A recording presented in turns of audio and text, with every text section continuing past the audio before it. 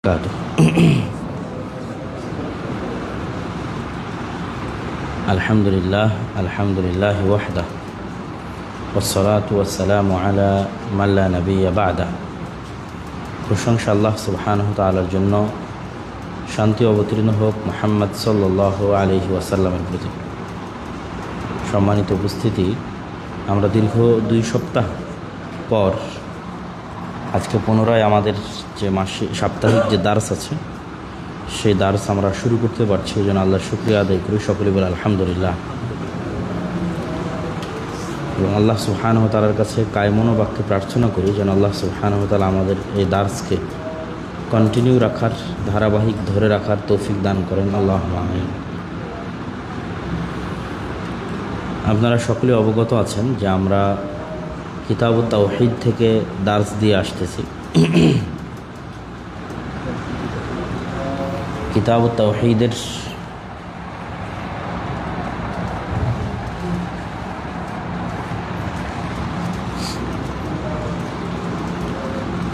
তাওহীদের যে গুরুত্বপূর্ণ অধ্যায়গুলো আছে সেই অধ্যায়গুলো আমাদের সামনে দিয়ে অতিক্রম করতেছে আলহামদুলিল্লাহ। সেক্ষেত্রে আমরা গত সপ্তাহের আগের সপ্তাহে শেখ আব্দুল নূর মাদানির নিকটে আমরা কুলক্ষণ সম্পর্কে বা তাতায়্যুর বা তিয়ারা সম্পর্কে রাসূলুল্লাহ সাল্লাল্লাহু আলাইহি ওয়াসাল্লামের হাদিস বা সেই বিষয়ে জ্ঞান আমরা অর্জন করেছি। আজকে আমরা দেখব ইনশাআল্লাহ জ্যোতির্বিদ্যা সম্পর্কিত ইসলামের শরীয়তের বিধানাবলী কি এবং কিভাবে আমাদের এই বিষয়গুলো মেনে চলা উচিত বা এই বিষয়গুলো জানা উচিত। তো জ্যোতির্বিদ্যা বলতে সাধারণত যেটি বোঝায় যে আকাশ এবং নক্ষত্র রাজির বিদ্যা। আকাশ এবং নক্ষত্র রাজির বিদ্যাকেই জ্যোতির্বিদ্যা বলা হয়। এটার দ্বারা মানুষ কিছু উপকারও গ্রহণ করে থাকে, আবার কিছু অপকারও গ্রহণ করে থাকে। যেমন মানুষ উপকার গ্রহণ করে থাকে বলতে আকাশ পথকে পর্যবেক্ষণ করেই আমাদের জাহাজগুলো কোন দিক দিয়ে চলবে, আমাদের উড়োজাহাজগুলো কোন দিক দিয়ে চলবে। এবং আমি আমার দাদিকেও দেখেছি যে তিনি কোনো সময় ঘড়ি দেখে সালাত আদায় করতেন না, এমনকি তাহাজ্জুদের সালাতও না। উনি তাহাজ্জুদের সালাতও আদায় করতেন রাতের আকাশের তারকা ও নক্ষত্র রাজির অবস্থানকে দেখে। তো নক্ষত্র রাজির অবস্থান মানুষকে সময় বলে দেয়। নক্ষত্র রাজির অবস্থান মানুষকে সকল গ্রহর যে গতিপথগুলো আছে এই গতিপথগুলো নির্ধারণ করে দেয়।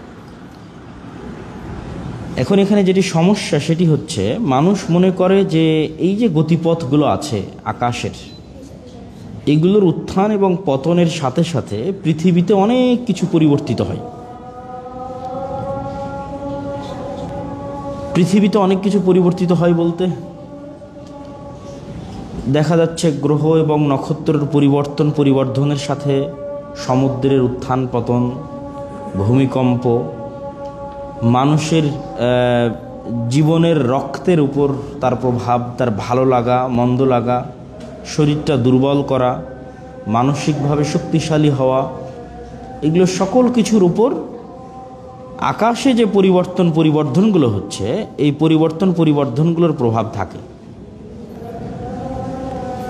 তো এই পরিবর্ধনগুলোর যে প্রভাব, সেই প্রভাবটা কতটুকু গ্রহণযোগ্য এবং আমরা সেটিকে কতটুকু বিশ্বাস করব এবং সেটি শিরক হবে কি না, কোন সীমা পর্যন্ত, কোন লিমিটেশন পর্যন্ত আমরা সেটির থেকে উপকার নিব, এই বিষয়ক যে আলোচনা, সে আলোচনায় আজকে আমরা কিতাবুত তাওহীদের এই জ্যোতির্বিদ্যার আলোচনায় পড়ব ইনশাল্লাহ। তার আগে আপনাদের সাথে আর 2-1টা বিষয় একটু শেয়ার করে নিই। যে লাস্টের যে অধ্যায়টা ছিল কুলক্ষণ, এই অধ্যায়ে মোটামুটি আপনারা কি দেখেছেন, কি পড়েছেন, সারমর্ম বলতে পারবেন এরকম 2-1 জন যদি থাকেন হাত উঠান দেখি। লাস্ট অধ্যায় শেখ আব্দুল নূর আল মাদানী হাফিজাউল্লাহর নিকটে যারা পড়েছেন তারা এই অধ্যায়ের মোটামুটি সারমর্ম বলতে পারবেন। এরকম দু একজন কে কে ছিলেন ওই দিনের দার্সে? হাত ওঠান দেখে। মাশাআল্লাহ, না দেখেই বলো যতটুকু মনে আছে। মানুষের সাথে মানুষের কর্মের উপর ভিত্তি করে, কোনো আচ্ছা লক্ষণের উপর নয়। তারপরে হচ্ছে যে ইসলামের কোনো সংক্রামক ব্যাধি নেই, কোনো লক্ষণ নেই, পেঁচার ডাক বেদনের কোনো লক্ষণ নেই। আর হচ্ছে সুলক্ষণ গ্রহণ এবং কুলক্ষণ, যদি কুলক্ষণের প্রতি অন্তর যদি বিশ্বাস আসেও সেক্ষেত্রে বাঁচার ক্ষেত্রে দুটি দোয়া। কি সেই দোয়া? দোয়াটা সে বুঝতে পারেনি। আচ্ছা, দোয়াটা আমরা কেউ মুখস্থ করেছি? আচ্ছা, আর কোনো সংক্রামক ব্যাধি নাই ইসলামে, এটার বিষয়ে কোনো প্রশ্ন শাইখের নিকটে আমরা করেছিলাম কিনা, বা আমাদের মনে কোনো এটার বিষয়ে কোনো আছে কিনা, জিজ্ঞাসা আছে কিনা, বা শাইখ কি ব্যাখ্যা দিয়েছিলেন এটার? শাইখ বলেছিলেন যে এটা বিশ্বাস করা যাবে না যে সংক্রামক ব্যাধিটা নিজের শক্তিতেই আরেকজনকে সংক্রমিত করছে। প্রথমে যে আল্লাহ থেকে সংক্রমিত হয় সেটা আল্লাহর আদেশ অনুযায়ী। এইটা একটা ব্যাখ্যা। আর কোনো ব্যাখ্যা? আরেকটা কি ব্যাখ্যা? আরেকটা হলো যে কারণ এটা এই জন্য সংক্রমণ ব্যাধিটা আল্লাহর নির্দেশ ছাড়া সে নিজে নিজে করতে পারে না। এটার একটা উদাহরণ হলো যে প্রথম যিনি আক্রান্ত হয়েছেন তিনি তাহলে কিভাবে হয়েছেন? চমৎকার। এটা যেহেতু প্রথমবারের ক্ষেত্রে যে এইভাবে আমরা পরবর্তী ক্ষেত্রেও আমরা এইভাবে ধরে নিতে পারি যেটা আল্লাহ সুবহানাহু ওয়া তাআলার হুকুম ব্যতীত সে নিজে নিজে কিছু করার সে অধিকার রাখে না। দুইটা ব্যাখ্যা। এই দুইটা ব্যাখ্যার মধ্যে আসলে মূলত আরেকটা যে বিষয় শেখ বলেছে কিনা যে কমজোর, হ্যাঁ বলেন দেখি।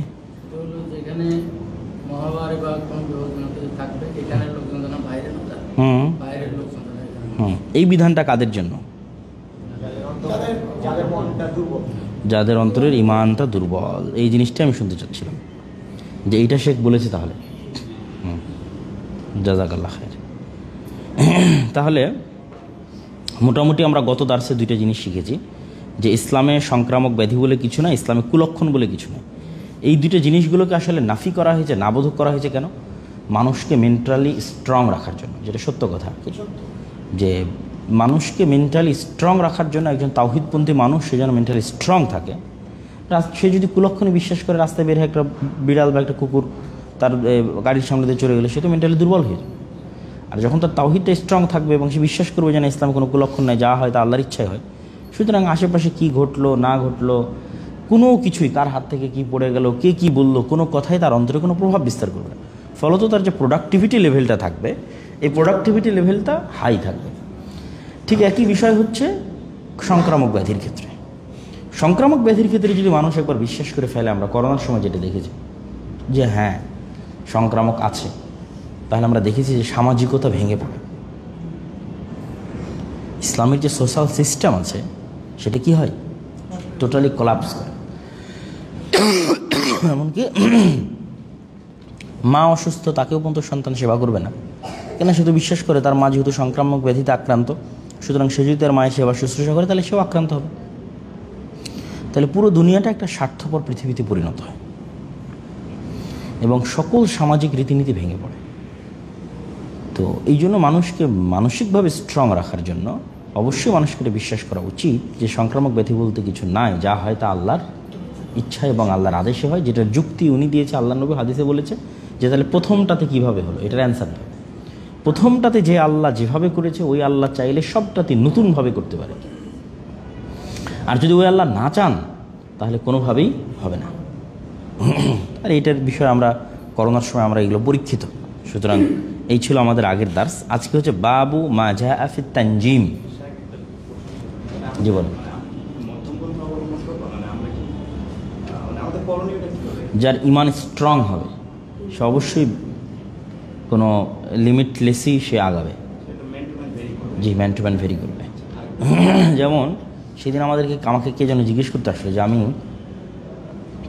আর্মিতে জব করি, চাকরি ছেড়ে দিতে চাই। এই যে এখানে আমাকে জিজ্ঞেস করতেছিল গতকাল, আর্মিতে জব করি, চাকরি ছেড়ে দিতে চাই। তো আমি বললাম দেখেন এটা আপনার নিজের ইমানের উপর নির্ভর করে। আপনি আর্মির জব ছেড়ে দিয়ে পরে ইসলামকে দোষারোপ করবেন, মানে আর্মি জব ছাড়ার পর আর জীবন সংসার ভালো চলে না, তখন ইসলাম কি দোষারোপ করে আরও বিতৃষ্ণা হয়ে ইসলাম বিদ্বেষী হয়ে যাবে। তো আপনি আগে দেখেন যে আপনার ইমানের লেভেলটা কেমন, আবু বকরের মতো আপনার ইমান কিনা, যে আপনি যা কিছু হোক না কেন উইথ ফ্যামিলি সেটার উপর সবর করতে পারবেন, ইস্তেকামাত থাকতে পারবেন, তাহলে অবশ্যই আপনি 1 সেকেন্ড কেন এই চাকরি করবেন, ছেড়ে দেন, রিজিকের মালিক আল্লাহ। তো একই বিষয় যে আমি সংক্রামক ব্যাধিযুক্ত পার্সনের পাশে যাব কি যাব না, এটা নির্ভর করবে আমার ইমানি শক্তির উপর। যদি যাওয়ার পর আমি দোষারোপ করি নিজেকে বা ইসলামকে, যে হাদিসের কথা শুনে অমুকের বক্তব্য শুনে গেলাম আর ঠিকই তো এই কারণে আমি অসুস্থ হয়ে আজকে মারা যাচ্ছি, তাহলে তো পরকালও গেল, দুনিয়াও গেল, দুনিয়া থেকেও বিদায় নিল, আর তাকদীরের প্রতি বিশ্বাস, দিনের প্রতি বিশ্বাসও চলে গেল। তার চেয়ে ভালো কি সে সেফ জোনে থাকবে, যাবে না তাদের কাছে, উঠা বসা করবে না, যেটা আপনি বললেন আর কি, যে সংক্রামক ব্যাধিযুক্ত এলাকা থেকে মানুষ বাইরে বের হবে না এবং সংক্রামক ব্যাধিযুক্ত এলাকা মানুষ যাবে না। আচ্ছা, আমার নিজের জীবনে একটা বাস্তব, একজন মাঝে থেকে বাইরে গেছে, একটা লোক রাস্তায় দাঁড়া রয়েছে, গেট করছে, আমি তাকে টাকা দিব, বাইরে গেছে একটা নোট আমার কাছে, তার চেহারা দেখি আমি ধারণা করছি তাকে যদি আমি এই নোটটা দিই, না জানি আমাকে আক্রমণ করে নাই দাঁড়ায় রোগ, এই কারণে আমি তাকে নোটটা দিই। আমি বাইরে গেছি 2-3 দোকানে ভাঙতেও পাইনি, তারপর না দিয়ে চলে গেছি।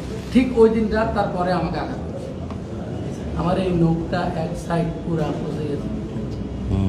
আমি কিন্তু সাথে সাথে টার পাই গেছি, এটা যখন হলো তখন আমি বুঝলাম যে আমি ধারণা করছি সংগ্রাম, তাতে সংগ্রাম কিছু নাই, এখন আল্লাহ আমাকে সংগ্রাম দিয়ে দিয়েছে। আমি তখন আল্লাহর কাছে কান্দাকাটি করলাম, সুরাবাদ দেওয়া পড়ে বললাম কমপ্লিট ভালো আছে, আমি ডাক্তার খাই, আল্লাহ বরকত দিক। বাবু জি, সুলক্ষণ গ্রহণ করা যাবে। সুলক্ষণের ডেফিনেশন যে কোনো কিছু হতে পারে, যেমন আমরা যে মানুষের সুন্দর নাম রাখতে বলি, এটা কিন্তু সুলক্ষণ। যে আল্লাহ নবী বহু মানুষের খারাপ অর্থবোধক নাম ছিল, চেঞ্জ করে দিয়ে ভালো নাম রেখেছে, জাস্ট ওই নাম থেকে সুলক্ষণ গ্রহণ করার কারণে। আপনার নামের প্রভাব আপনার সাথে থাকবে, আপনাকে এটা দ্বারা সুলক্ষণ গ্রহণ করতে হবে। এরকম যে কোনো কিছু দিয়ে আপনি একটা কাজ শুরু করতে গেলেন, খুব ভালো হচ্ছে, আলহামদুলিল্লাহ, আল্লাহ আমাকে হয়তো এই কাজে সাকসেসফুল করবে, তো ওইটাই হচ্ছে সুলক্ষণ। সব কিছু হতে পারে সুলক্ষণ। বাবু মাজা আফিত তানজিম, নাজমুন মানে তারকা, তারকা রাজি, নক্ষত্র রাজি এবং জ্যোতির্বিদ্যা সম্পর্কে কোরআন হাদিসে কি এসেছে? قال البخاري في صحيحه قال قتادة خلق الله هذه النجوم لثلاث, আল্লাহ এই তারকাগুলোকে সৃষ্টি করেছেন 3টা কারণে। জিনাতান লিস-সামা, আসমানের সৌন্দর্যের কারণে, ওয়া রুজুমান লিশ-শায়াতিন, শয়তানকে বিতাড়িত করার কারণে, ওয়া আলামাতি ইউহতাদা বিহা, যেটা আমরা বললাম যে এগুলো চিহ্ন যা দ্বারা মানুষের যে কোনো কিছুর গতিপথ মানুষ নির্ধারণ করতে পারে, সময় নির্ধারণ করতে পারে, রাতের অন্ধকারে চলতে পারে, দিক নির্ধারণ করতে পারে, সমুদ্রে চলতে পারে, উড়োজাহাজ উড়াতে পারে, অনেক কিছু মানুষ এটা দ্বারা উপকার গ্রহণ করতে পারে। ফামান তাআওয়ালা ফিহা গায়রা যালিক, এই কয়টা বাদে এই তারকাকে যদি কেউ অন্য কোনো কাজে ব্যবহার করে, আখতা, তাহলে সে ভুল করবে, ওয়াদা নাসিবা, এবং নিজের ভাগ্য বা নিজের তাকদীরকে ধ্বংস করে দেবে, ওয়া তাকাল্লাফা মা লা ইলমা লাহু বিহি, আর ওই জিনিস অর্জন করার চেষ্টা করবে যার আসলে জ্ঞান তার নিকটে নাই। যে নক্ষত্রের উত্থান পতন দেখে বোঝার চেষ্টা করবে যে আমার এখন ব্যবসা ভালো যাবে না মন্দ যাবে, তো এই জিনিস অর্জন করার পূর্ণ সক্ষমতা মানুষের নাই।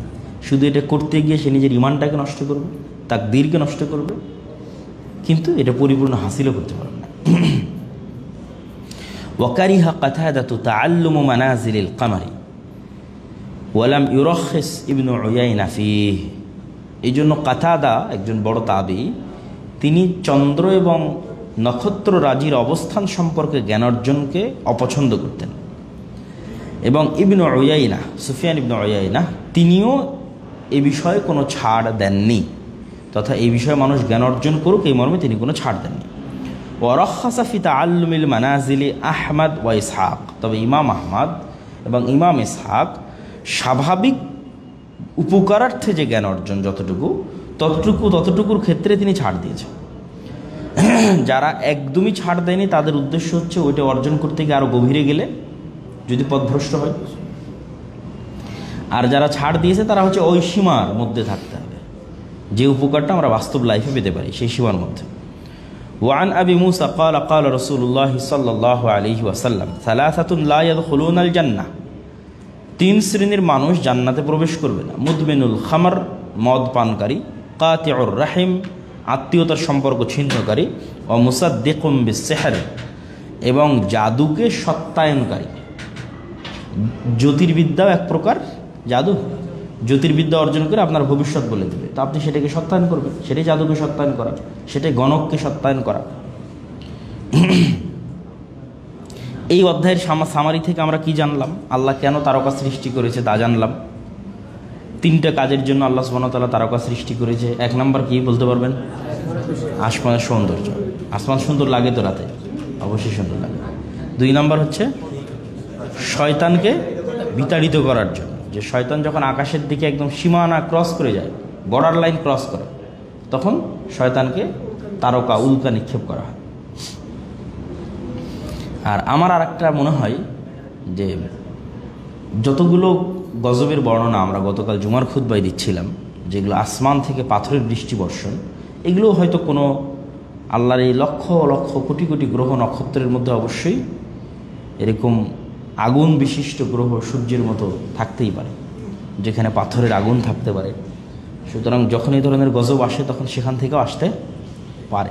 হয়তো নতুন করে সৃষ্টি করার দরকার নাই, আল্লাহ যে অবস্থায় সৃষ্টি করে রেখেছে শুধু আদেশ হওয়া যে জমিনে গিয়ে পড়ো। যেভাবে শয়তানের পিছনে উল্কা নিক্ষেপ হচ্ছে, ওইভাবে আগুনের পাথর পৃথিবীতে বর্ষিত হতে পারে। বাবু মাজা ফিল ইস্তিসকাই বিল আনওয়া, তারকা দিয়ে বৃষ্টি প্রার্থনা করা। আপনারা দেখবেন বাংলাদেশের গ্রামগঞ্জে বৃষ্টি প্রার্থনার জন্য অসংখ্য কুসংস্কার আছে। ব্যাঙ্গে ব্যাঙ্গে বিয়ে দেওয়া হয়, কিছু সাঁওতালদের কুসংস্কার, কিছু হিন্দুদের কুসংস্কার, এইরকম আরবদের কুসংস্কার ছিল। তারা তারকা রাজির মাধ্যমে কি প্রার্থনা করত? বৃষ্টি প্রার্থনা করত। ওয়াকাউলুল্লাহি তাআলা, আল্লাহ সুবহানাহু ওয়া তাআলার বাক্য, ওয়াতাজআলুনা রিজকাকুম আন্নাকুম তুকাদ্দিবুন, তোমরা মনে করো যে তোমাদের রিজিক নক্ষত্রের মধ্যে নিহত আছে। আন্নাকুম তুকাদ্দিবুন, তোমরা মূলত মিথ্যার উপর আছো।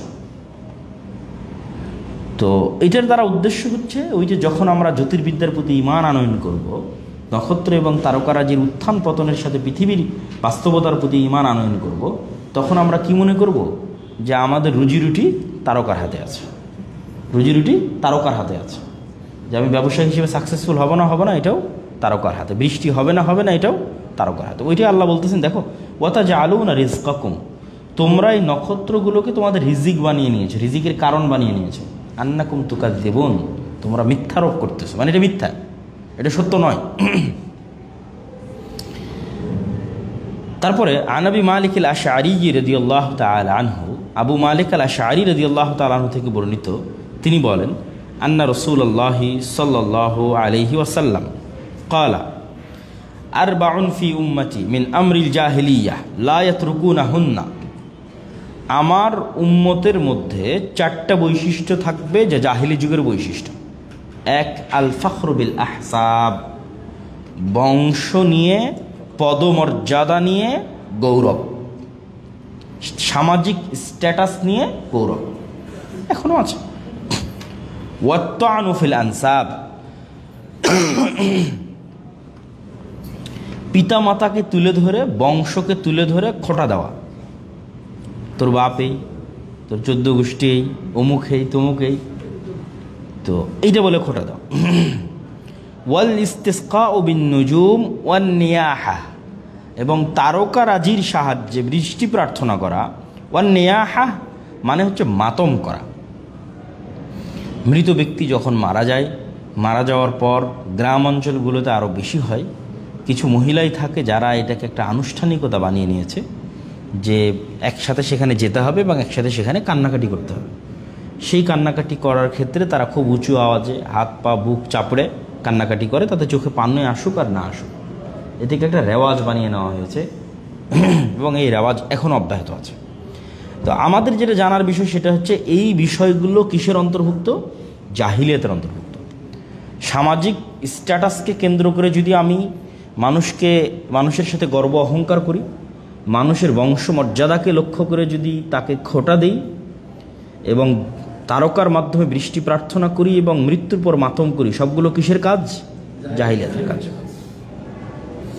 ওয়াকাল আন্নাইহাতু ইযা লাম তাতুব ক্বাবলা মাউতিহা, জেনে রাখো মাতমকারিনী, কেন বেশিরভাগ মাতম করে আসলে মহিলারা, মাতমকারিনী মহিলা ইযা লাম তাতুব ক্বাবলা মাউতিহা, যদি মৃত্যুর পূর্বে তওবা না করে, তুকামু ইয়াউমাল কিয়ামাতি ওয়া আলাইহা সিরবালুম মিন কাতিরানিন ওয়া দিরউম মিন জারাব, যে যদি সে তওবা না করে তাহলে কিয়ামতের মাঠে তার উত্থানটা হবে জীর্ণ শীর্ণ উত্থান, ফকির বা মিসকিনি ভাবে উত্থান, জামা কাপড়ের ক্ষেত্রে হোক আর সকল বিষয়ে হোক, যেটার দ্বারা বুঝাবে যে, যেটা আলামত বহন করবে যে সে মাতম করত দুনিয়াতে, তার অপমানের জন্য ওইটার সাথে সম্পর্ক রেখে সামঞ্জস্য রেখে তাকে জীর্ণ শীর্ণ অবস্থায় উত্থান ঘটানো হবে। ওয়ালাহুমা আন যায়েদ ইবনে খালিদিন রাদিয়াল্লাহু তাআলা আনহু ক্বালা সাল্লা লানা রাসূলুল্লাহ সাল্লাল্লাহু আলাইহি ওয়াসাল্লাম সালাত আস-সুবহি বিল হুদাইবিয়া, হুদাইবিয়ার যুদ্ধের দিন আল্লাহর নবী আমাদেরকে সালাত আদায় করালেন।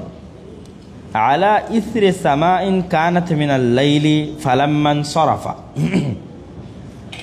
রাতের এক অংশে, ফালাম্মান সরাফা আকবালা আলান নাস, যখন সালাত শেষ হয়ে গেল তিনি মানুষের মুখোমুখি হলেন, মুখোমুখি হয়ে বললেন হাল তাদরুনা মাযা ক্বালা রাব্বুকুম, দুনিয়ার মানুষ তোমরা কি জানো আজ তোমাদের আল্লাহ তোমাদের বিষয়ে কি বলেছে?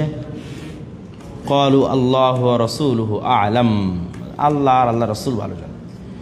বলে ক্বালা, আজকে আল্লাহ বলেছেন, আল্লাহর নবী বলছেন, আজকে আল্লাহ বলেছেন আসবাহা মিন ইবাদি মুমিনুম বি ওয়া কাফির, আজকে আমার একদল বান্দা আমার উপর মুমিন অবস্থায় থাকলেও তারা কাফের হয়ে গেছে, মুমিন থাকলেও আমার উপর ঈমান আনয়ন করলেও তারা কি হয়ে গেছে? কাফের হয়ে গেছে। ফাআম্মা মান ক্বালা মুতিরনা বিফজলিল্লাহ ওয়া রাহমাতিহি ফালিযালিকা মুমিনুম বি কাফিরুম বিল কাওকাব ওয়া আম্মা মান ক্বালা মুতিরনা বিনাউই কাযা ওয়া কাযা ফাযালিকা কাফিরুম বি মুমিনুম বিল কাওকাব। মানুষ দুই ভাগে বিভক্ত হয়ে গেছে, একদল আমার কাফের হয়ে গেছে আর একদল তারকারাজির কাফের হয়ে গেছে, একদল আমার উপর ঈমান আনয়নকারী হয়ে গেছে আর একদল তারকারাজির উপর ঈমান আনয়নকারী হয়ে গেছে। যে মানুষ আজকে বৃষ্টি দেখে বলেছে আজকে ওই তারকা ওখানে উঠেছিল এই জন্য আজকে বৃষ্টি হয়েছে, সে মানুষ আমার কাফের হয়ে গেছে, ও ঈমান আনয়ন করেছে কার উপর? তারকার উপর। আর যে বলেছে না মুতিরনা বিফজলিল্লাহ ওয়া রাহমাতিহি, আল্লাহর দয়ায় আল্লাহর রহমতে একমাত্র আল্লাহর ইচ্ছায় বৃষ্টি হয়েছে, তাহলে সে কিসের কাফের হয়েছে? সে তারকারাজির কাফের হয়েছে। আর ঈমান আনয়ন করেছে কার উপর? আল্লাহ সুবহানাহু ওয়া তাআলা। তো আমরাও যখন আমাদের যুগের সাথে যদি হাদিসটিকে মিলাই, তাহলে আবহাওয়াবিদের অফিস থেকে যখন ঘোষণা হয় যে আগামীকালকে বৃষ্টি হতে পারে, তো আমাদের অন্তরে যদি এরকম বিশ্বাস তৈরি হয় যে আবহাওয়া অফিস থেকে বলেছে এই জন্যই বৃষ্টি হচ্ছে, তাহলে ঈমান আসলো আবহাওয়া অফিসের উপর আর কাফের হয়ে গেলাম আল্লাহ। বিশ্বাস রাখতে হবে একমাত্র আল্লাহর ইচ্ছাতেই বৃষ্টি হয়, আল্লাহর আদেশেই বৃষ্টি হয়, এখানে আর কোনো কিছুই কারণ হিসেবে ভূমিকা পালন করে না। কেননা এই আবহাওয়ার পূর্ববর্তী অবস্থা দেখে যে ভবিষ্যৎবাণীটা করা হয়, ওই পূর্ববর্তী অবস্থার পরবর্তী সেকেন্ডে কি হবে সেটাও বিজ্ঞানীরা জানে না। মানে তারা তো একটা সিচুয়েশন দেখে বলতেছে যে ঝড়টা বঙ্গোপসাগরে একটা ঝড় তৈরি হয়েছে, তার পরের সেকেন্ডে ওই ঝড়টা কোন দিকে যাচ্ছে, কিভাবে যাচ্ছে, আসলেই আঘাত হানবে না সমুদ্রে এসে সে যাবে জানে না। ঘুরতে ঘুরতে ঘুরতে ঘুরতে প্রতি সেকেন্ডে তাদেরকে আপডেট দিতে, মানে ওইটার অবস্থার উপর পরিপ্রেক্ষিত করে তাদের আপডেট দিতে। তাহলে আসলে মূলত যিনি ওইটা ঘটাচ্ছেন তিনি কে? ওইটা ঘটার কিছু আলামত দেখে মানুষ বুঝতে পারে যে ওখানে হয়তো এটা হচ্ছে, এটা স্বাভাবিক, এটা আশ্চর্য হওয়ার মতো কিছু না। আমরা ওখানে যদি ধোঁয়া দেখি আমরা বলবো ওখানে মনে হয় আগুন লেগেছে, আমাদের সিম্পল নলেজ যে ওখানে ধোঁয়া দেখতে পাচ্ছি মানে ওখানে আগুন লেগেছে। আকাশে মেঘ উঠেছে, সিম্পল নলেজ। এখনকার আবহাওয়াবিদেরা হয়তো একদিন আগে বলে দিচ্ছে, আর আগের যুগের মানুষেরা ওই পূর্ব দিগন্তে মেঘ উঠেছে তাড়াতাড়ি ধান গরু পোয়াল কাপড় চোপড় সব সরাও। তো আমও তো 2 মিনিট 10 মিনিট আগে আগের যুগের মানুষও তো জানতে পারতো, কিন্তু তার মানে তার জানতে পারার কারণে বৃষ্টি হচ্ছে নাও হতে পারে। দেখবে যে মেঘ তার উপর দিয়ে আর এক এলাকায় গিয়ে বৃষ্টি বর্ষণ করছে। ঠিক বৃষ্টি বর্ষণের পূর্ব মুহূর্ত পর্যন্ত কেউ জানে না যে এই বৃষ্টি কোথায় বর্ষিত হবে। মেঘ দেখে বলে দাও এটা সহজ যে হ্যাঁ বৃষ্টি হতে পারে, কিন্তু তাদের ওই হওয়া না হওয়ার উপর তাদের কোনো কন্ট্রোল নাই। এটাই আল্লাহ বলছেন যে এইটা যদি কেউ বলে তাহলে ও কাফের হয়ে গেছে, আর যদি বিশ্বাস আল্লাহর উপর রাখে তাহলে মুমিন আছে। ওয়ালাহুমা মিন হাদিস ইবনে আব্বাস মানাহু ওয়া ফিহি ক্বালা বা'দুহুম লাকাদ সাদাকা নাউ কাযা ওয়া কাযা। ইবনে আব্বাস রাদিয়াল্লাহু তাআলা বলছেন, একদিন মানুষেরা বলল যে আজকে তো ঠিকই ওই নক্ষত্র সত্য প্রমাণিত হয়েছে। নক্ষত্র কিভাবে সত্য প্রমাণিত হলো? মানে আমরা যেটা আইডিয়া করেছি যে ওই নক্ষত্র ওখানে উঠলে এই হবে সেটাই হয়েছে, তাহলে তো নক্ষত্রের বিষয়টা সত্য। ফাআনজালাল্লাহু হাযিহিল আয়াহ ফালা উকসিমু বিমাওয়াকিইন নুজুম। এই আয়াতের আগে পরেও একটু আমাদের দেখা উচিত। এটা কত নম্বর আয়াত, কোথায় আছে বলতে পারবেন? সূরা ওয়াকিয়া ৭৫ থেকে ৮২ নম্বর আয়াত।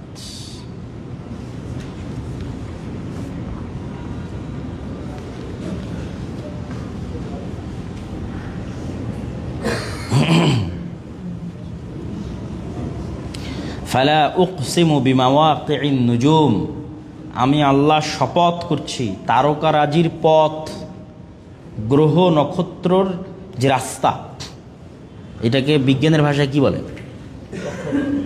কক্ষপথ। কক্ষপথ, গ্রহ নক্ষত্র রাজির যে কক্ষপথ আছে সেই কক্ষপথের আমি কসম করছি। ওয়া ইন্নাহু লাকাসামুন লাউ তাআলামুন আযীম, আর এই কসম একটি মহা কসম যদি তোমরা জানতে। ইন্নাহু লাকুরআনুন কারীম, আমি এই গ্রহ নক্ষত্র রাজির কক্ষপথ এর কসম করে, আর এই কসমটা একটা বড় কসম করে তোমাদের বলছি। ইন্নাহু লাকুরআনুন কারীম, এই কিতাব হচ্ছে সম্মানিত কোরআন। ফি কিতাবিম মাকনুন, এটি অনেক সুরক্ষিত লাওহে মাহফুজের মধ্যে থাকা। লা ইয়ামাসসুহু ইল্লাল মুতাহহারুন, পুত পবিত্র ফেরেশতারা ছাড়া এটিকে কেউ স্পর্শ করে না। তানজিলুম মির রাব্বিল আলামিন, তোমাদের প্রতিপালকের পক্ষ থেকে অবতীর্ণ হওয়া। আফা বিহাদাল হাদিস আনতুম মুদহিনুন, তোমরা কি আল্লাহর পক্ষ থেকে অবতীর্ণ হওয়া এই আয়াতগুলোকে ঠাট্টা করো? ওয়া তাজআলুনা রিজকাকুম আন্নাকুম তুকাযযিবুন, আর আমি যেই গ্রহ নক্ষত্রের কক্ষপথের কসম করছি এই কক্ষপথগুলোকেই তোমরা তোমাদের রিজিক বানিয়ে নিয়েছো। আনতুম তুকাযযিবুন, অবশ্যই তোমরা মিথ্যুক। তো আল্লাহ সুবহানাহু তাআলার বড় বড় সৃষ্টির আল্লাহ কসম করে, ব্যাপক ভয়ঙ্কর সৃষ্টি আল্লাহ কসম করে। ওয়াশ-শামসি ওয়া দুহাহা, শামস হচ্ছে সূর্য। ওয়াল কামারি ইযা তালাহা, শপথ চন্দ্রের। ওয়াল আসর, শপথ সময়ের। এগুলো প্রত্যেকটা এক একটা ভয়ঙ্কর রহস্যজনক সৃষ্টি আল্লাহর। সময় আল্লাহর একটা ব্যতিক্রম সৃষ্টি, যার রহস্য মানুষ ভেদ করতে পারে না, ক্রস করতে পারে না, অতিক্রম করতে পারে না সময়কে। ঠিক সূর্য তার ধারে কাছে পৌঁছতে পারে না। সারা পৃথিবী টিকে আছে সূর্যের উপর। নক্ষত্র তারকা এগুলো সবই হচ্ছে আল্লাহ সুবহানাহু ওয়া তাআলার সৃষ্টি এবং ব্যতিক্রম বড় সৃষ্টি। এই জন্য আজকের মহাকাশ বিজ্ঞানীরাও বলতে পারে না যে এই মহাকাশের লিমিটেশন কত দূর এবং কীভাবে। তাহলে এই অধ্যায় থেকে আমরা যে বিষয়গুলো জানলাম, মোটামুটি সারমর্ম যদি বলি, সেটি হচ্ছে নক্ষত্র, বা আগের অধ্যায়ের সাথে মিলিয়েও যদি আমরা বলি যে নক্ষত্র বিষয়ে মোটামুটি স্বাভাবিক জ্ঞান থাকাতে সমস্যা নাই, কিন্তু নক্ষত্রগুলোকে কারণ বানিয়ে কোনো রেজাল্ট বের করা, এইটা হতে পারে, এইটা হতে যাচ্ছে, এবং সেটাকে বিশ্বাস করা যে ওইটার কারণেই আসলে হচ্ছে, এগুলো সব কুফরি আকীদা এবং বিশ্বাস। বিশ্বাস সবসময় পরিষ্কার থাকতে হবে, এগুলো সব কিছুর সৃষ্টিকর্তা আল্লাহ সুবহানাহু ওয়া তাআলা। বৃষ্টি হোক, আবহাওয়া হোক, ঝড় হোক, ভূমিকম্প হোক, কোনো কিছুই কোনো নির্দিষ্ট কারণের উপর বিশ্বাস করা যাবে না। বাবু কাউলিল্লাহি তাআলা, আল্লাহর কথা, এটা হচ্ছে 30তম অধ্যায়। ওয়ামিনান নাসি মান ইয়াত্তাখিযু মিন দুনিল্লাহি আনদাদান ইউহিব্বুনাহুম কাহুব্বিল্লাহ। মানুষের মধ্যে একদল মানুষ আছে যারা আল্লাহ সুবহানাহু তাআলা ব্যতীত অন্যদেরকে ভালোবাসে, ঠিক আল্লাহ সুবহানাহু তাআলাকে যেভাবে ভালোবাসা উচিত সেভাবে ভালোবাসে। যে মানুষের মধ্যে একদল মানুষ আছে যারা আল্লাহ ব্যতীত এমন কিছুকে তাদের ভালোবাসার বস্তু বানিয়ে নিয়েছে, ঠিক আল্লাহকে যেমন ভালোবাসতে হয়। এইটা আসলে সকল ক্ষেত্রে প্রযোজ্য। সকল ক্ষেত্রে মানে আপনার স্ত্রীকে ভালোবাসার ক্ষেত্রেও প্রযোজ্য, আপনার ছেলে মেয়েকে ভালোবাসার ক্ষেত্রেও প্রযোজ্য, প্রেমিক প্রেমিকার সম্পর্কের ক্ষেত্রেও প্রযোজ্য। সেটি হচ্ছে ইশক। অন্তরকে কোনো একটা জিনিসের পিছনে এমনভাবে লাগিয়ে দেওয়া যেন সে সেটার ইবাদত করে, যেন সে সেটার ইবাদত করে। আপনি একটা মেয়ের জন্য এমনভাবে পাগল যেন আসলে আপনি তার ইবাদত করছেন। আপনি আপনার স্ত্রীর জন্য এমনভাবে পাগল, তার মনতুষ্টির জন্য আপনি সব কিছু করতে পারেন, হালাল হারাম সকল বাস বিচারের ঊর্ধ্বে উঠে ইনকাম করতে পারেন।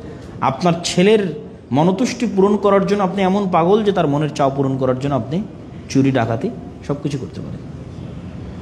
তাহলে এই যে অন্য কাউকে আল্লাহর মতো ভালোবাসা, এটা যে কোনো ক্ষেত্রে প্রযোজ্য হতে পারে। আর তখনই মানুষ ধরাটা খায়। কেন? যখন মানুষ তার অন্তরের পূর্ণ ভালোবাসা আল্লাহর জন্য রাখে, তারপরেরটা তাদের অন্যদের মধ্যে অল্প অল্প করে বন্টন করে, সে কোনোদিন কারো দ্বারা আঘাতপ্রাপ্ত হবে না, কোনোদিন কারো দ্বারা কষ্টপ্রাপ্ত হবে না, কোনোদিন কারো দ্বারা হতাশ ফিল করবে না। আর যখনই সে অন্তরকে লাগিয়ে দিবে কোনো ব্যক্তির পিছনে, ধন সম্পদের পিছনে, অর্থের পিছনে, পদের পিছনে, ক্ষমতার পিছনে, তখনই ওই জিনিসটা ন্যূনতম যদি অর্জিত না হয় বা ন্যূনতম যদি কম অর্জিত হয়, তার অন্তরের শান্তি হারিয়ে যাবে। হ্যাঁ, সুইসাইড করবে, অল টাইম অশান্ত জীবনযাপন করবে।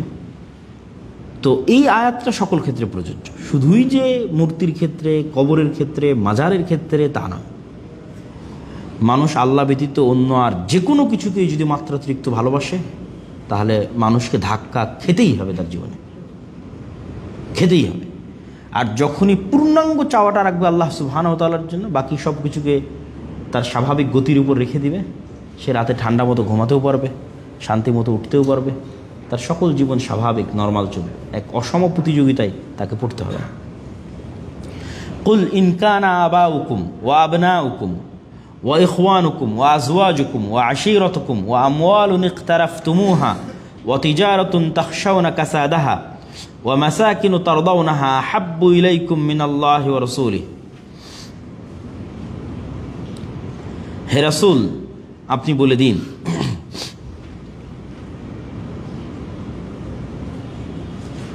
হে রাসূল আপনি বলে দিন, যদি তোমাদের পিতা, যদি তোমাদের সন্তান, যদি তোমাদের ভাই, যদি তোমার স্বামী এবং স্ত্রী, যদি তোমাদের আত্মীয় স্বজন, যদি তোমাদের অর্জিত টাকা পয়সা, যদি তোমাদের ব্যবসা, যেই ব্যবসায় তাখশাউনা কাসাদাহা, লোকসান হোক, এটা তোমরা পছন্দ করো, ওয়া মাসাকিনু তারদাউনাহা, যদি তোমাদের বাড়িঘর, উন্নত ফ্ল্যাট তোমাদেরকে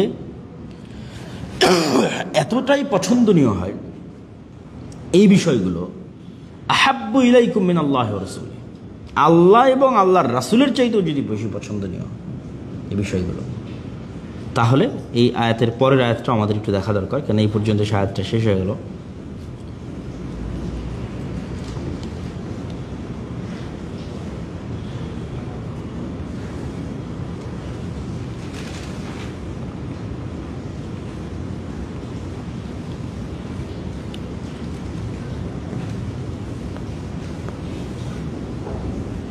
ফাতারাব্বাসু হাত্তা ইয়াতি আল্লাহু বিআমরিহি ওয়াল্লাহু লা ইয়াহদিল কওমাল ফাসিকিন। তাহলে তোমরা অপেক্ষায় থাকো, অপেক্ষা করো আল্লাহর ফাইনাল সিদ্ধান্ত আসা পর্যন্ত। মানে আল্লাহ সুবহানাহু ওয়া তাআলা একটু হুমকি দিয়ে বলতেছেন, আর কি একটু সতর্ক করে বলতেছেন, যে যদি তোমাদের নিকটে প্রিয় হয়, তোমাদের বাপ মা, আত্মীয় স্বজন, টাকা পয়সা, ধন দৌলত, বাড়ি গাড়ি, এগুলো তোমাদের জন্য বেশি প্রিয় হয় আল্লাহ এবং আল্লাহর রাসূলের চাইতে, তাহলে তোমরা প্রস্তুত হয়ে থাকো আল্লাহর আদেশ আসা পর্যন্ত। ওয়াল্লাহু লা ইয়াহদিল কওমাল ফাসিকিন, আর আল্লাহ ফাসিকদেরকে কখনো হেদায়েত দেন না।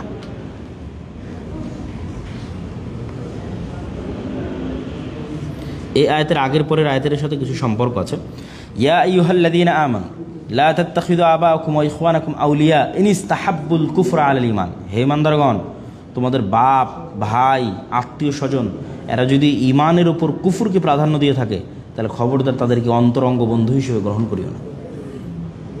স্বাভাবিক দুনিয়াবি যতটুকু হক সেটা আদায় করবা, কিন্তু অন্তরঙ্গ বন্ধু হিসেবে গ্রহণ করা যাবে না। তারপরে আয়াত, তো এই আয়াতকে যদি আমরা অধ্যায়ের সাথে সম্পৃক্ত করি যে আল্লাহ ব্যতীত অন্য কোনো কিছুকে মাত্রাতিরিক্ত ভালোবাসা, এটা হচ্ছে আমাদের মানে মূল অধ্যায় বা মূল অধ্যায়ের আয়াতের অর্থ। তার সাথে এগুলোকে আমরা সম্পৃক্ত করলে আমরা বুঝতে পারবো যে এই আয়াত দ্বারা আমাদেরকে কি বোঝানো হচ্ছে এবং কি উদ্দেশ্য। তারপরে আল্লাহ সুবহানাহু ওয়া তাআলার দুটি আয়াত শেষ হওয়ার পর এবার হাদিস আন আনাস রাদিয়াল্লাহু তাআলা আনহু আন্না রাসূলুল্লাহি সাল্লাল্লাহু আলাইহি ওয়াসাল্লাম, আনাস রাদিয়াল্লাহু তাআলা আনহু থেকে বর্ণিত, তিনি বলেন রাসূলুল্লাহ সাল্লাল্লাহু আলাইহি ওয়াসাল্লাম বলেছেন, লা ইউমিনু আহাদুকুম হাত্তা আকুনা আহাব্বা ইলাইহি মিন ওয়ালিদিহি ওয়া ওয়ালাদিহি ওয়ান নাসি আজমাইন। ততক্ষণ পর্যন্ত কোনো মানুষ মুমিন হতে পারবে না যতক্ষণ না সে আমাকে ভালোবাসে তার সন্তানের চাইতে, তার নিজের চাইতে, তার আত্মীয় স্বজনের চাইতে, তার পিতার চাইতে, আশেপাশের মানুষের চাইতে, দুনিয়ার সকল মানুষের চাইতে। আনাস রাদিয়াল্লাহু তাআলা আরেক হাদিসে তিনি বলেন, সালাসুম মান কুন্না ফি ওয়াজাদাহুন্না হালাওয়াতাল ঈমান। তিনটে গুণ যার মধ্যে থাকবে সে ঈমানের স্বাদ পাবে। আইয়াকুন আল্লাহ ওয়া রাসূলুহু আহাব্বু ইলাইহি মিম্মা সিওয়াহুমা, আল্লাহ এবং আল্লাহর রাসূলের ভালোবাসা তার নিকটে সারা পৃথিবীর সকল কিছুর চাইতে প্রাধান্য পাবে। ওয়া আইয়ুহিব্বাল মার'a লা ইউহিব্বুহু ইল্লা লিল্লাহ, আর কোনো মানুষকে সে ভালোবাসবে একমাত্র আল্লাহর জন্য। দুনিয়াবি কোনো স্বার্থের জন্য কোনো মানুষকে ভালোবাসবে না, যে এর সাথে মিশলে আমি দুটো পদ পাবো, এর সাথে মিশলে আমি দুটো টাকা পাবো, এর সাথে মিশলে আমার হয়তো ব্যবসা ভালো চলবে না, তার সাথে মিশলে আমি দিনদারিতা অর্জন করব। অনলি আল্লাহ সুবহানাহু ওয়া তাআলার সন্তুষ্টির জন্য মিশে। ওয়া আইয়াকরাহা ইয়াউদা ফিল কুফর বা'দা ইয আনকাদাহুল্লাহ, আর কুফরিতে ফিরে যাওয়া তার কাছে এতটা অপছন্দনীয় মনে হয় যতটা অপছন্দনীয় তাকে আগুনে নিক্ষেপ করলে মনে হতে পারে। কুফরিতে ফিরে যাওয়া তার জন্য এতটা অপছন্দনীয় মনে হয় যতটা অপছন্দনীয় তাকে কিসের ক্ষেত্রে মনে হবে? আগুনে। আর এইটা কিন্তু কোনো এই লাস্টের উদাহরণটা এটা কোনো কাল্পনিক উদাহরণ না, এটা কিন্তু বাস্তবে ঘটেছে। ওয়াসসামা ইদাতিল বুরুজ ওয়াল ইয়াউমিল মাউউদ ওয়া শাহিদু ওয়া মাশহুদ কুতিলা আসহাবুল উখদুদ, যাদেরকে ঈমানের কারণে দুইটা চয়েস দেওয়া হয়েছিল, হয় আগুনের সামনে লেলিহান শিখা সেখানে ঝাঁপিয়ে পড়তে হবে, অথবা বলতে হবে আমরা ঈমান ত্যাগ করলাম। এই ঘটনা আল্লাহ সূরা বুরুজে তুলে ধরেছে। এটা বহু যুগে বনী ইসরাইলের যুগের একটা বালকের ঘটনার সাথে সম্পৃক্ত। ওই বালক আমার এখন একদম ফুল ক্লিয়ার মনে নেই, জাস্ট আমি সামারি বলতেছি। একটা বালক হচ্ছে এক পাদ্রির কাছে বা এক জাদুকরের কাছে জাদুবিদ্যা বা এই জাতীয় কিছু শিখতে যেত, ঠিক আছে, এবং ওইটার প্রতি সে ঈমান আনয়ন করত। তো কোনো এক সময় তার জীবনের কোনো এক পরিক্রমায় কোনো এক বিপদে তার জাদু কোনো কাজে আসেনি, তখন এই জাদুর উপর থেকে তার পুরো ঈমান উঠে যায় এবং সে সত্য খুঁজতে থাকে। সত্য খুঁজতে খুঁজতে সে একজন, যদি ওই সময় খ্রিস্টানের দিন হয়ে থাকে বা ইহুদির দিন হয়ে থাকে, যে দিন ছিল সেই দিনের সে তাওরাত বা ইনজিলের আয়াতগুলো পায়। পাওয়ার পর আল্লাহ সুবহানাহু ওয়া তাআলার প্রতি তার বিশ্বাস দৃঢ় হয়। সে একজন ধর্মীয় পণ্ডিত পায়, তার নিকট থেকে সে শিখে আল্লাহর প্রতি বিশ্বাস দৃঢ় হয় এবং আল্লাহর নামকে কাজে লাগিয়ে সে তার জীবনে কিছু বিপদ থেকে উদ্ধারও হয় আল্লাহ সুবহানাহু ওয়া তাআলার নামকে কাজে। তখন সে জাদুবিদ্যার বিরুদ্ধে আর আল্লাহ সুবহানাহু ওয়া তাআলার অস্তিত্বের পক্ষে দাওয়াতি কাজ শুরু করে। দাওয়াতি কাজ যখন শুরু করে তো এক একজনের দাওয়াতে আল্লাহ এক এক রকমের কবুলিয়ত রাখে। একজন দাওয়াতি করছে, কেউ কোনো শুনছেই না, তার দাওয়াটা ঠিক আছে, কিন্তু এই বালক যখন দাওয়াতি কাজ শুরু করলো এটা সমাজে বৈপ্লবিক পরিবর্তন নিয়ে আসতে শুরু করলো মানুষের মধ্যে। তার বোঝানোর ধরন হোক, তার বক্তব্যের ধরন হোক, যেটাই হোক, এই বৈপ্লবিক পরিবর্তনের ফলে বাদশাহ তাকে গ্রেফতার করে হত্যা করতে চাইল। বালক শর্ত দিল, ঠিক আছে আপনি হত্যা করতে পারেন, জনগণের সামনে হত্যা করতে হবে এবং আল্লাহর নামে হত্যা করা যাবে না। আপনাদের প্রতিপালক, আপনি যার ইবাদত করেন, সেটা জাদু হোক, নক্ষত্র হোক, তারকা হোক, মূর্তি হোক, তার নামে হত্যা করতে হবে এবং প্রকাশ্যে জনসম্মুখে হতে হবে। প্রকাশ্যে জনসম্মুখে এরকম হত্যার 2-3টা স্টেপ ব্যর্থ হয়। দেখা যাচ্ছে নৌকায় করে নদীতে নিয়ে গেছে, সাগরের ঢেউয়ে নৌকায় যারা ছিল সব পড়ে যাচ্ছে। তাকে পাহাড়ের উপর নিয়ে যাওয়া হয়েছে, পাহাড় থেকে ফেলে দেওয়া হবে, হাজার হাজার লোক নিচে দাঁড়িয়ে দেখছে, পাহাড় এত জোরে থরথর করে কেঁপে উঠলো, সে বাদে সব পড়ে গেল। কেননা বারবার সে শর্ত দিয়েছিল আল্লাহর নাম ব্যতীত তোমরা যাদের ইবাদত করো সেই নামে আমাকে হত্যা করতে হবে, আমার হত্যা হওয়াতে কোনো আপত্তি নেই। তো বাদশাহ ক্লান্ত হয়ে গেল, তাকে হত্যা করবে। সে বলে আপনি কি আমাকে সত্যি হত্যা করতে চান? তো বলে হ্যাঁ সত্যি হত্যা করতে চাই। তাহলে একটা ওয়ে আছে, আপনি আমাকে হত্যা করতে পারেন। হাজার হাজার লক্ষ লক্ষ জনগণকে দাওয়াত দিয়ে, গোটা এলাকাবাসী গোটা দেশবাসীকে দাওয়াত দিয়ে আল্লাহর নামে তীর চালাবেন, বিসমিল্লাহ বলে আপনি তীর চালাবেন বা তরবারি চালাবেন, যেটি চালাবেন আল্লাহর নামে চালাবেন, আমি নিহত হয়ে যাব, নিহত হওয়ার জন্য প্রস্তুত। ঘটনা যা হওয়ার তাই ঘটলো। হাজার হাজার লক্ষ লক্ষ জনগণের সামনে এইভাবে বালককে হত্যা করা হলো, আল্লাহর নামে হত্যা করা হলো। উপস্থিত সব মানুষ তখন ইসলাম গ্রহণ করে নিল। তখন বাদশাহ আরও রাগান্বিত হয়ে ইসলাম গ্রহণ করে মানুষগুলোকে আগুনে নিক্ষেপ করতে লাগলো। ওয়াসসামা ইযাতিল বুরুজ ওয়াল ইয়াউমিল মাউউদ ওয়া শাহিদু ওয়া মাশহুদ কুতিলা আসহাবুল উখদুদ, যে তোমাদের সামনে দুইটাই চয়েস, হয় ঈমান পরিত্যাগ করো, না হয় আগুনে নিক্ষিপ্ত হও। তখন একজন বাচ্চার, আরেকটা ছোট বাচ্চার ঘটনা আছে, সে তার মাকে বলছিল যে আপনি আগুনের মধ্যেই নিক্ষিপ্ত হন, আপনার ঈমান বেশি প্রিয়। তো এই উদাহরণটা বাস্তব উদাহরণ যে মানুষের ঈমানের থেকে কুফরে ফিরে যাওয়া এতটা অপছন্দনীয় হবে আগুনে নিক্ষিপ্ত হওয়ার চাইতে। তাহলে তিনটা জিনিস আমরা এখানে একটা মানদণ্ড পেলাম। এক, পৃথিবীর সব কিছুর চাইতে আল্লাহ এবং আল্লাহ রসুলের ভালোবাসা উপরে থাকবে। দুই, আর যে কোনো কিছুকে ভালোবাসুক না কেন সেটা কার জন্য? আল্লাহর জন্য, আল্লাহর সন্তুষ্টির জন্য। এখানে দুনিয়াবি কোনো স্বার্থ নেই। এই তিনটা জিনিস যার মধ্যে থাকবে সে ঈমানের স্বাদ পাবে। তাহলে আমাদের অধ্যায়ের নামের সাথে মিলতেছে যে আল্লাহ ব্যতীত অন্য কোনো কিছুকে মাত্রাতিরিক্ত ভালোবাসা আল্লাহর মতো, সেটির সাথে কিন্তু এগুলো মিলে যাচ্ছে। আন ইবনে আব্বাস রাদিয়াল্লাহু তাআলা আনহু, আব্দুল্লাহ বিন আব্বাস রাদিয়াল্লাহু তাআলা থেকে বর্ণিত, তিনি বলেন মান আহাব্বা ফিল্লাহ ওয়া আবগাদা ফিল্লাহ ওয়া ওয়ালা ফিল্লাহ ওয়া আদা ফিল্লাহ ফাইন্নামা তুনালু ভিলায়াতুল্লাহি বিযালিক।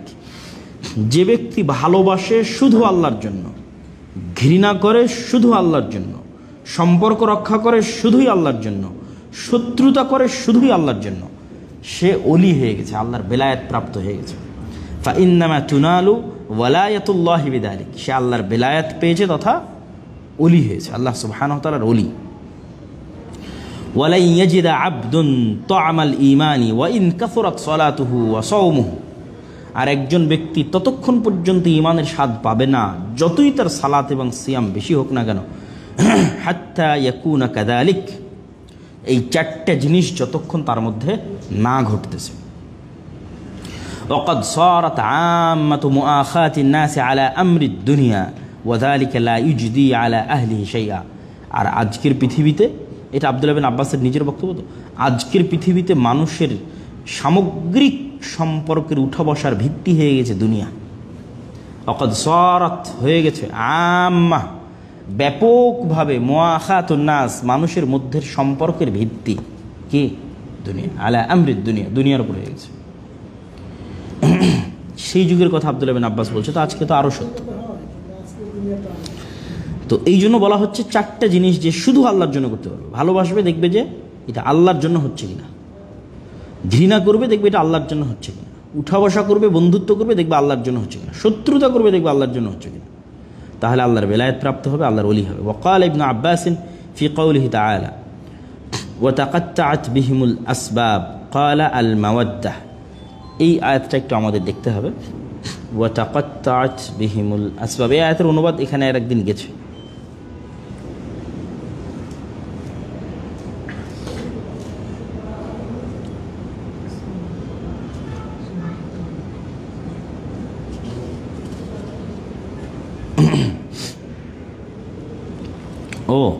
এই ওয়া তাকাত্তাআত বিহিমুল আসবাব, এটা আমরা যেই আয়াত দিয়ে আমাদের অধ্যায়টা শুরু হয়েছে সেই আয়াতের পূর্ণ রূপের মধ্যে আছে। আমরা আবার অধ্যায়ের শুরুর আয়াতটা দেখি। অমিনান নাসি, মানুষের মধ্যে একদল মানুষ আছে, মাই ইয়াত্তাখিযু মিন দুনিল্লাহ, যারা আল্লাহ ব্যতীত অন্য কাউকে এমনভাবে ভালোবাসে, ইউহিব্বুনাহুম কাহুব্বিল্লাহ, যেমন আল্লাহকে ভালোবাসা হচ্ছে তেমন ভালোবাসে। ওয়াল্লাযীনা আমানু আশাদ্দু হুব্বান লিল্লাহ, আর যারা ঈমান আনয়ন করেছে তারা সবচেয়ে বেশি ভালোবাসে কাকে? আল্লাহকে। ওয়ালাউ ইয়ারাল্লাযীনা যালামু ইয ইয়ারাউনাল আযাবা আন্নাল কুওয়াতা লিল্লাহি জামিআ ওয়া আন্নাল্লাহা শাদীদুল আযাব, আর কিয়ামতের মাঠে এই সমস্ত গুনাহগার ব্যক্তিরা যখন আযাব দেখতে পাবে তখন তারা এটা বুঝতে পারবে যে সকল শক্তি এবং ক্ষমতা একমাত্র আল্লাহর, আর আল্লাহ সুবহানাহু ওয়া তাআলা শাস্তি প্রদানে অনেক কঠিন। ইয তাবাররা আল্লাযীনা তুবিউ মিনাল্লাযীনা ইত্তাবাউ ওয়া রাউল আযাবা ওয়া তাকাত্তাআত বিহিমুল আসবাব, আর সেই দিন দেখবে যারা অনুসরণ করত, যাদেরকে অনুসরণ করত, দেখবে তাদের মধ্যে সম্পর্ক বিচ্ছিন্ন হয়ে গেছে, এবং যাদের অনুসরণ করত তারা তাদের থেকে নিজেকে মুক্ত ঘোষণা করতেছে। আপনি এই স্বাভাবিক ক্ষমতার পতনেই তো দেখতে পাচ্ছেন যে গত 16 বছর যারা সুবিধাভোগী ছিল তারাও এখন নিজেকে প্রমাণ করার চেষ্টা করতেছে যে না, আমি ওর সাথে কোনো সম্পর্ক আমার ছিল না। তো এইটা আল্লাহ সুবহানাহু ওয়া তাআলা এই আয়াতে তুলে ধরতেছেন যে কিয়ামতের মাঠে এটা ঘটবে। মানুষ দুনিয়াতে যাকে যে জন্য ভালোবেসেছে, যার সাথে উঠা বসা করেছে, যার পূজা করেছে, ঠিক আছে, যাকে শ্রদ্ধা সম্মান করেছে, সব কিয়ামতের মাঠে উঠে বলবে এর সাথে আমার কোনো সম্পর্ক ছিল না। সবাই নিজ নিজ প্রাণ বাঁচাতে চাইবে। তো এই জন্য আল্লাহ সুবহানাহু ওয়া তাআলা বলতেছেন যে যদি ভালোবাসতেই হয় তাহলে ওইটাই ভালোবাসা উচিত যেটা স্থায়ী। আল্লাহ সুবহানাহু ওয়া তাআলাকে যদি ভালোবাসে, আল্লাহ কখনো বলবে না কি যে আমি আমার বান্দাকে চিনি না? এটা কখনোই বলবে না আল্লাহ সুবহানাহু ওয়া তাআলা। কিন্তু আমি যদি আর অন্য কাউকে ভালোবাসি, সে যে কোনো মুহূর্তে রূপ পাল্টিয়ে ফেলবে। এই আমাদের সামান্য ক্ষমতার পালা বদলে মানুষ রূপ পাল্টিয়ে ফেলতেছে, কিয়ামতের মাঠে তো আরও ভয়ঙ্কর অবস্থা হবে। তখন ওরা বলবে, যারা এদেরকে ভালোবাসত দুনিয়াবী কারণে উঠা বসা করতে, এরা বলবে লাউ আন্না লানা কাররাতান, যদি আমাদেরকে আরেকবার সুযোগ দেওয়া হতো, ফানাতাবাররা মিনহুম কামা তাবাররাউ মিন্না, তাহলে দুনিয়াতে ফিরে গিয়ে আমরা এদের থেকে সম্পর্ক ছিন্ন করে দিতাম। কিন্তু সেই সুযোগ কি আর হবে? আর হবে না। তাহলে এই আয়াতের মধ্যে আমরা দেখলাম যে শিরকের আরেকটি অংশ, শিরকের সাথে সম্পৃক্ত আরেকটি অংশ, সেটি হচ্ছে মানুষে ভালোবাসা, সন্তান সন্ততির প্রতি ভালোবাসা, স্ত্রীর প্রতি ভালোবাসা, প্রেমিকার প্রতি ভালোবাসা, ধন সম্পদের প্রতি ভালোবাসা, পদের প্রতি ভালোবাসা, যে কোনো কিছুর প্রতি ভালোবাসা, এগুলো যখন আল্লাহকে অতিক্রম করে যায়, আল্লাহ রাসূলকে অতিক্রম করে যায়, তখন এটি শিরকের দিকে মানুষকে নিয়ে যায়, এবং তখন তার জন্য যন্ত্রণা এবং কষ্ট নিশ্চিত, ধাক্কা নিশ্চিত। আর যখন সব কিছু আল্লাহর জন্য, সন্তানকে ভালোবাসে তাও আল্লাহর জন্য, স্ত্রীকে ভালোবাসে তাও আল্লাহর জন্য, সন্তান ধন সম্পদ অর্জন করতে চায় তাও আল্লাহর জন্য, সব কিছু যখন আল্লাহ সেন্ট্রিক করে ফেলবে, তখন আল্লাহর সাথে এই দৃঢ় মজবুত সম্পর্ক তাকে কিয়ামতের মাঠেও কাজে দিবে এবং দুনিয়াতে মানসিক প্রশান্তি দিবে। আজকের শেষ অধ্যায়ে আমরা ঢুকতেছি ইনশাল্লাহ। এই অধ্যায়টা করে আমরা শেষ করব। বাবু কওলিল্লাহি তাআলা, আল্লাহ সুবহানাহু ওয়া তাআলার বাণী, ইন্নামা যালিকুমুশ শাইতান ইখাফিফু আউলিয়াআহ ফালা তাখাফুহুম ওয়া খাফুনি ইন কুনতুম মুমিনিন। আল্লাহ সুবহানাহু ওয়া তাআলা বলতেছেন যে তোমরা যাদের, কোথায় চলে গেল, ইন্নামা যালিকুমুশ শাইতান, এই সেই শয়তান, ইখাফিফু আউলিয়াআহ, এই শয়তান তার বন্ধু বান্ধবদের মাধ্যমে মানুষকে ভয় দেখাতে চায়, মানুষকে বিভিন্ন বিষয়ের ভয় দেখাতে চায়। কিন্তু তোমরা ভয় পেও না। তোমরা যদি প্রকৃত মুমিন হয়ে থাকো, ইন কুনতুম মুমিনিন, যদি তোমরা প্রকৃত মুমিন হয়ে থাকো, তাহলে শয়তানের এই সমস্ত ভীত সন্ত্রস্তে তোমরা ভয় পেও না। আখাফুনি, বরং তোমরা আমাকে ভয় করো, আমি আল্লাহ, আমাকে ভয় করো। এরা হলো শয়তান, যারা তোমাদেরকে তার বন্ধু দিয়ে ভয় দেখায়, শয়তানের ওলি আউলিয়া দেখে তোমাকে ভয় দেখায়। এইটা পৃথিবীতে হয়। যখনই আপনি ইসলামের কথা বলবেন, ইসলাম বাস্তবায়নের কথা বলবেন, প্রতিষ্ঠার কথা বলবেন, নিজের জীবনে, নিজের ফ্যামিলিতে, রাষ্ট্রে, সমাজে, তখন অবশ্যই একদল মানুষ আপনাকে রুজিরুটির ভয় দেখাবে, একদল মানুষ আপনাকে আপনার সক্ষমতা নাই, সামর্থ্য নাই, এই হবে সেই হবে, বিপদে পড়বেন, অনেক ভয় দেখাবে। তো এই যারা ভয় দেখাবে এদেরকেই আল্লাহ বলতেছে এরা হচ্ছে শয়তানের বন্ধু। এরা আসলে নিজেরা ভয় দেখাচ্ছে না, এদেরকে কে ভয় দেখাচ্ছে? এদেরকে দিয়ে শয়তান ভয় দেখাচ্ছে। শয়তান তাদেরকে ব্যবহার করে আমাদেরকে ভয় দেখাচ্ছে যেন আমরা ঈমান এবং আল্লাহর রাস্তায় চলতে না পারি। তো আল্লাহ বলতেছেন তুমি তাদেরকে ভয় পেও না, আমাকে ভয় পাও যদি ঈমান আনয়ন করো। ইন্নামা ইয়া'মুরু মাসাজিদাল্লাহ মান আমানা বিল্লাহি ওয়াল ইয়াউমিল আখির ওয়া আকামাস সালাতা ওয়া আতাজ যাকাতা ওয়া লাম ইয়াখশা ইল্লাল্লাহ। নিশ্চয় আল্লাহর মসজিদ তারাই আবাদ করবে যে আল্লাহর প্রতি ঈমান আনয়ন করে, পরকালের প্রতি ঈমান আনয়ন করে, সালাত আদায় করে, যাকাত প্রদান করে, ওয়ালাম ইয়াখশা ইল্লাল্লাহ, আর আল্লাহ ব্যতীত কাউকে ভয় পায় না। তাহলে মসজিদের দায়িত্ব নেওয়ার জন্য একটা শর্ত করা হয়েছে কি, সে আল্লাহ ব্যতীত কাউকে ভয় পাবে না। কিন্তু আমরা কিন্তু দেখি যে সকল জায়গায় আসলে কম্প্রোমাইজটা হয় কিন্তু ভয় থেকে। আমরাও যেহেতু গত 16 বছর দেখে এসেছি, আমরা জানি যে সকল জায়গায় কম্প্রোমাইজের শুরুটা হয় ভয় থেকে। আলিয়া মাদ্রাসাগুলোতে পর্যন্ত ছবি মূর্তি ঢুকিয়ে দিয়েছে। তারপরে কি বলে ওর নাম, ইসলামিক ফাউন্ডেশনের যে বিভিন্ন প্রতিষ্ঠান আছে সেগুলোর মধ্যে ছবি মূর্তি ঢুকে গেছে।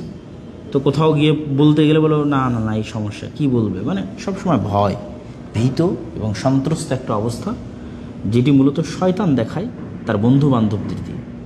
ঠিক আপনি যদি মুসলমানদের, ফিলিস্তিনের মুসলিমদের অবস্থা দেখেন, বা আরও পৃথিবীর বা বাংলাদেশের মুসলমানদের অবস্থা দেখেন, বাংলাদেশে যদি আপনি সরকারকে বলেন ইসলাম প্রতিষ্ঠা করেন, তাহলে সারা পৃথিবীর ভয় দেখাবে, আমেরিকার ভয় দেখাবে, ইংল্যান্ডের ভয় দেখাবে, ভারতের ভয় দেখাবে, কি হবে, যুদ্ধ শুরু হয়ে যাবে, এই হবে, সে হবে। সব হচ্ছে শয়তান ভীত সন্ত্রস্ত করে। কিন্তু আল্লাহর শক্তি এবং আল্লাহর ক্ষমতা যে আছে তাও তো আমরা দেখতেছি বর্তমান পৃথিবীতে। ওয়ামিনান নাসি মান ইয়াকুলু আমান্না বিল্লাহ ফাইযা উযিয়া ফিল্লাহ জাআলা ফিতনাতান নাসি কাআযাবিল্লাহ।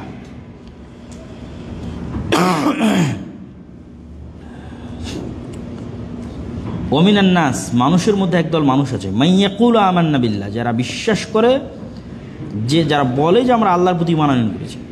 ফাইযা উযিয়া ফিল্লাহ, এবার আল্লাহর প্রতি ঈমান আনয়নের কারণে যখন তারা দুঃখ এবং কষ্ট পায়,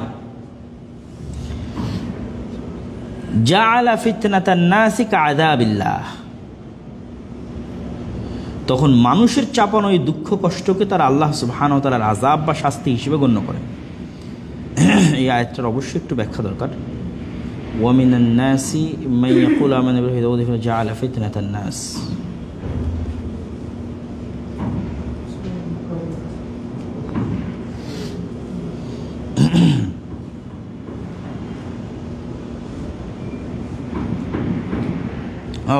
বুঝতে পেরেছি। এখানে ব্যাখ্যা হচ্ছে, যারা মুনাফিক, যারা দুর্বল ইমানের অধিকারী, তারা অন্য কিছুকে কিভাবে ভয় পায়, তারা অন্য কিছুকে এভাবে ভয় পায় যে তাদের ভয় পাওয়ার একটা ধরন এখানে তুলে ধরা হয়েছে, যে ইমানের রাস্তায় আসার পর যখন পরীক্ষা নিরীক্ষার মধ্যে তারা পড়ে, তখন এই পরীক্ষা নিরীক্ষার মধ্যে পড়ার পর এই পরীক্ষা নিরীক্ষাকেই তারা আল্লাহর আযাব হিসেবে দায়ী করে, যে আমি আজকে যদি ইমানের রাস্তায় না আসতাম তাহলে এই আযাব, এই কষ্টের মুখোমুখি হতাম না। যেমন আজকে যদি গাজার মুসলিমেরা বলে যে এটি আল্লাহর আযাব, ঠিক আছে, তো ইমানের উপর চলার কারণে যে পরীক্ষাগুলো আসে, সেই পরীক্ষাগুলো আল্লাহর আযাব নয়, এবং ওই পরীক্ষাগুলো দেখে ভয় পাওয়া যাবে না। عن أبي سعيد الخدري رضي الله تعالى عنه إنا من ضعف اليقين أن ترضي الناس بسخط الله। বলছে সবচেয়ে দুর্বল ঈমান হচ্ছে যখন মানুষকে সন্তুষ্ট করতে চায় আল্লাহকে অপছন্দ করে। মানুষের মন খুশি করতে চায় কাকে অপছন্দ করে? আল্লাহকে অপছন্দ করে। এটা হচ্ছে সবচেয়ে দুর্বল ঈমান। এবং যখন আন তাহমাদাহুম আলা রিজকিল্লাহ, ভোগ করে রিজিক আল্লাহর, গুণগান করে মানুষের, রিজিক ভোগ করে আল্লাহর, গুণগান করে মানুষের। ওয়া আন তাদুম্মাহুম আলা মা লাম ইউতিকাল্লাহ, আর যতটুকু অর্জিত হয়নি ততটুকুর জন্য আবার দোষ দেয় কাকে? আল্লাহকে। তাহলে যতটুকু অর্জন হয়ে যায় এতটুকুর জন্য প্রশংসা করে মানুষের, যতটুকু অর্জিত হয়নি ততটুকুর জন্য দোষ দেয় আল্লাহর, আর মানুষকে সন্তুষ্ট করতে গিয়ে আল্লাহর অসন্তুষ্টি অর্জন করতে তার কোনো দ্বিধাবোধ হয় না। ইন্না রিজকাল্লাহ লা ইয়াজুররুহু হিরসু হারিসিন ওয়া লা ইয়ারুদ্দুহু কারাহিয়াতু কারিহিন। অথচ আল্লাহর রিজিক এমন যে কেউ আগ্রহী হলে রিজিক পাবে সম্ভব, আর কেউ অপছন্দ করলেই রিজিক থেকে বঞ্চিত হয়ে যাবে অসম্ভব। রিজিকের একচ্ছত্র মালিকানা কার হাতে? আল্লাহ সুবহানাহু ওয়া তাআলার হাতে। তাহলে এটা আমাদের সমাজে হয়। আমরা মানুষের মন রক্ষা করার জন্য, নিজ দলের মন রক্ষা করার জন্য, নিজ সমাজের মন রক্ষা করার জন্য, সভাপতির মন রক্ষা করার জন্য, প্রতিষ্ঠান কর্তৃপক্ষের মন রক্ষা করার জন্য, নিজের ঊর্ধ্বতন বসের মন রক্ষা করার জন্য আল্লাহর বিধানে কি করি? কম্প্রোমাইজ। মানুষকে সন্তুষ্ট করতে গিয়ে আল্লাহর বিধানে ছাড় দেয়। মানিল তামাসা রিদাল্লাহ বিসাখাতিন নাস, রাসূল আয়েশা রাদিয়াল্লাহু তাআলা থেকে তিনি বলেন, রাসূলুল্লাহ সাল্লাল্লাহু আলাইহি ওয়াসাল্লাম বলেন, যে ব্যক্তি আল্লাহর সন্তুষ্টি অনুসন্ধান করে বিসাখাতিন নাস, তাতে মানুষ যতই অপছন্দ করুক না কেন, সে প্রত্যেকটা সিদ্ধান্ত নেয় কার সন্তুষ্টির জন্য? আল্লাহর সন্তুষ্টির জন্য। তাতে মানুষ তাকে যতই অপছন্দ করুক, রাদিয়াল্লাহু আন, এই ব্যক্তির উপর আল্লাহ তো খুশি হয়, সময়ের সাথে সাথে আল্লাহ মানুষকেও তার উপর রাজি খুশি করে দেয়। সময়ের সাথে সাথে আল্লাহ মানুষের কাছেও তাকে কি করে দেয়? প্রিয় করে দেয়। ওয়া আরদা আনহুন নাস, মানুষও তার উপর সন্তুষ্ট করে দেন। ওয়ামান ইলতামাসা রিযান নাস, আর যে ব্যক্তি শুধু মানুষ কেমনে সন্তুষ্ট হবে, আমার বউ কেমনে সন্তুষ্ট হবে, আমার ছেলে মেয়ে কেমনে সন্তুষ্ট হবে, আমার সমাজ, আমার চাকরি, বস, স্ট্যাটাস, কিন্তু আল্লাহকে অপছন্দ করে, সাখাতাল্লাহু আলাইহি ওয়া আসখাতাল্লাহু আলাইহি ওয়া আসখাতা আলাইহিন নাস, আল্লাহ তো তার উপর অসন্তুষ্টই, সময়ের সাথে সাথে একদিন মানুষকেও সে সন্তুষ্ট করতে পারবে না। মানুষকে সন্তুষ্ট করা ইম্পসিবল। পৃথিবীর অসম্ভব বলে যদি কোনো কাজ থাকে, তাহলে একমাত্র একটা অসম্ভব কাজ হচ্ছে মানুষকে সন্তুষ্ট করা।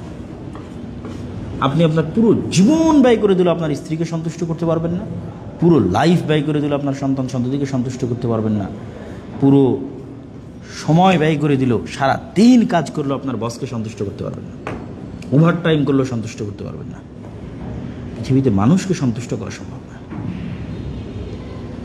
তাহলে আল্লাহ তো তার উপর অসন্তুষ্ট হলোই, সময়ের সাথে সাথে মানুষের কাছে সে কি হয়ে যাবে?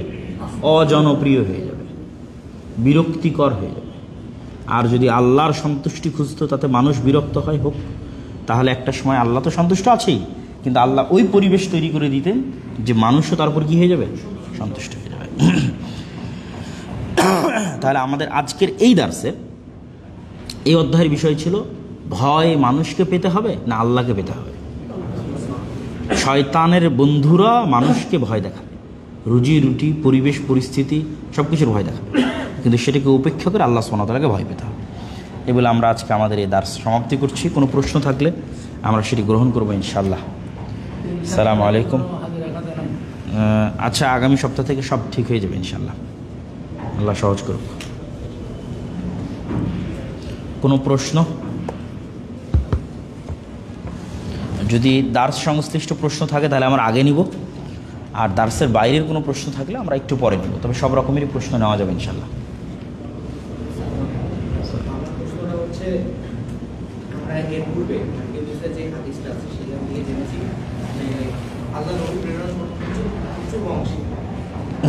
এই ক্ষেত্রে আমরা এইটা বিষয়ে জানতে পারলাম, মানে বংশের গৌরব করা যাবে না। আবার বংশের যদি আমি সেটা ধরে না রাখি বা বংশ সম্বোধন না করি, একটা মানুষের বংশের গৌরব করা যাবে না এভাবে বলা নাই, বলা আছে বংশ নিয়ে খোঁটা দেওয়া যাবে না। সীমাবদ্ধতা মানে আমি বংশ করতে পারবো, করতে পারবো না। অন্য মানুষকে ছোট